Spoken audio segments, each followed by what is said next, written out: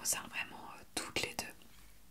Mais voilà, promis, je ferai une FAQ avec Blair et on m'a demandé aussi si je pouvais faire un best friend tag avec elle. Donc voilà, la prochaine fois que je la vois, on fait séance tournage et promis, vous aurez tout ça.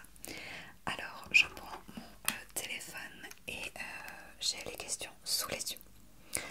Alors, la première, c'est question: comment as-tu réussi à te reconstruire après ton départ soudain de New York? Euh, Quitter New York a été vraiment très difficile pour moi. J'y avais vraiment toute ma vie. Et en fait, quand on est habitué à vivre dans certaines conditions, c'est pas facile de changer du jour au lendemain. Mais c'était vraiment nécessaire pour que je puisse prendre du recul et surtout me retrouver. Et ouais, ça m'a permis vraiment de réfléchir à qui je suis vraiment et à ce que je veux dans la vie. Donc finalement c'était tout bénef. Mais ça a été hyper difficile, je le cache pas. Ensuite, elle m'a fait rire celle-là. Quelles ont été tes plus grandes leçons après toutes les erreurs que tu as commises? Ok, merci de me le rappeler.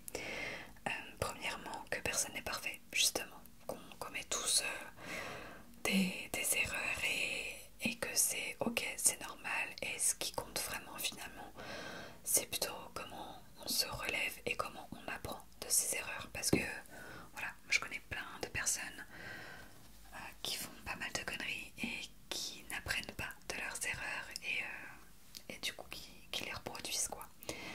Alors que bah voilà, moi j'essaye d'apprendre de mes erreurs et de devenir plus responsable et de réfléchir aux conséquences de mes actions avant de les faire. Pas toujours évident, je continue de me tromper et je continuerai à me tromper. Et c'est la vie, on est des humains. Comment gères-tu la pression de vivre sous les projecteurs de Gossip Girl? Fallait bien une question sur elle. Clairement, c'est difficile hein, de se sentir toujours épié, de se dire que chaque geste qu'on fera, chaque parole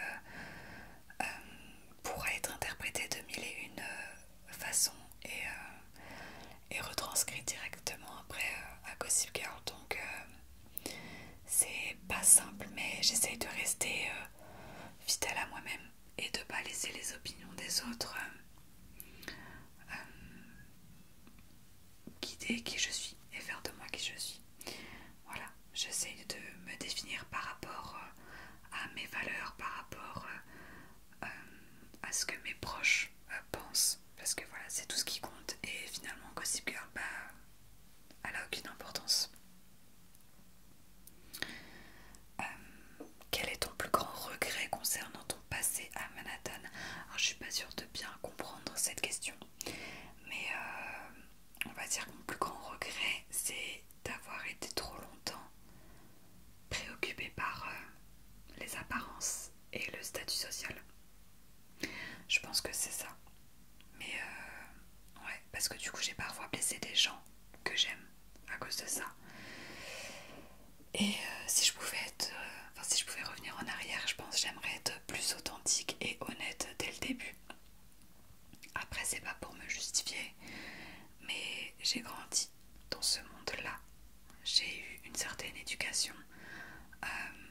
Les influences que j'ai eues, que ce soit par ma famille, mes amis ou les personnes que j'ai fréquentées, ont fait aussi que je suis devenue celle que je suis. Et finalement, c'est vraiment le fait d'être partie de New York qui m'a permis de prendre du recul. Mais ouais, je pense que ce serait ça. C'est peut-être avoir cette prise de conscience plus tôt. J'aurais aimé l'avoir eu plus tôt. Ensuite, qu'est-ce qui te motive à continuer malgré les hauts et les bas de la vie de New York? Ma famille et mes amis sont ma principale source de motivation, ça c'est sûr. Sans eux, je ne serais rien. Et même si même avec eux, c'est pas toujours tout rose, que même au sein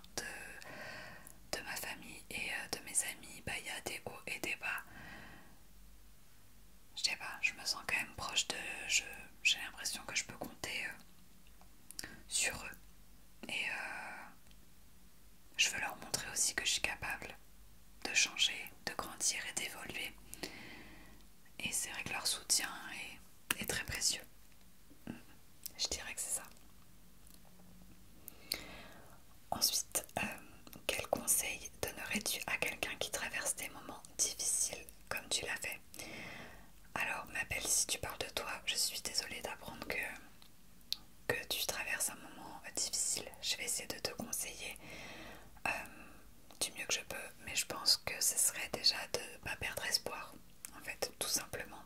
Il y a toujours une lumière au bout du tunnel, comme on dit.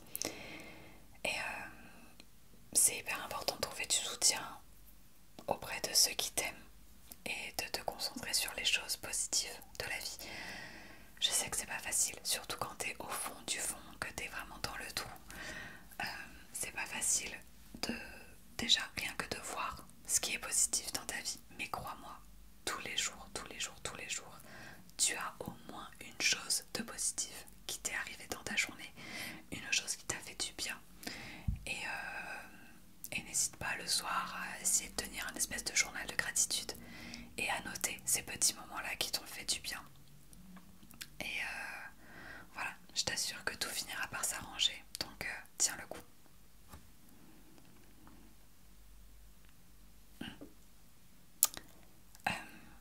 Elle est intéressante, cette question. Salut Serena, comment as-tu trouvé la force de te pardonner et de pardonner aux autres pour les erreurs du passé? Alors bon, vous avez posé pas mal de questions sur les conneries qu'on a pu faire. Le pardon, c'est un processus hyper difficile, mais c'est très très libérateur en fait. J'ai réalisé que d'avoir de la rancune, finalement, ça ne fait que retenir le passé et on rentre dans une boucle, dans un cercle vicieux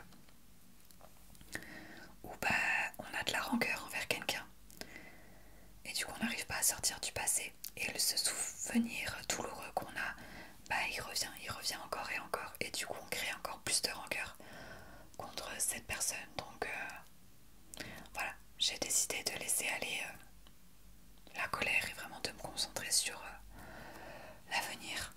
Et voilà, il faut savoir pardonner, se pardonner à soi mais aussi aux autres. Et c'est comme ça qu'on avance, en fait, tout simplement.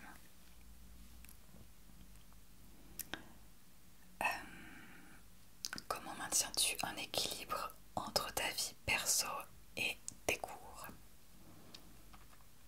Entre parenthèses et pro avec l'ASMR.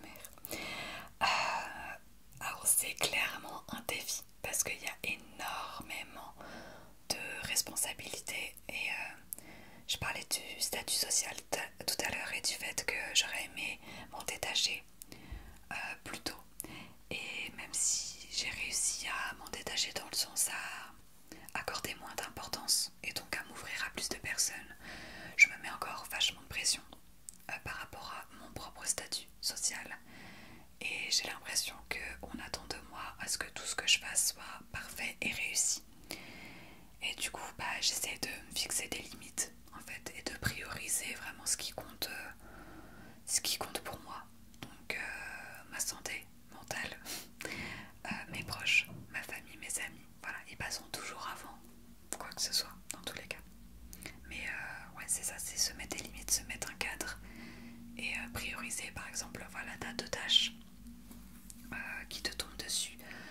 Et il faut, et que t'as pas le temps par exemple de faire les deux, il faut prioriser celles qui te semblent plus justes et qui correspondent en fait à tes valeurs. On arrive à la dernière question, j'en ai sélectionné que 10 pour cette FAQ. Quelles sont tes aspirations pour l'avenir? Alors, je réfléchis.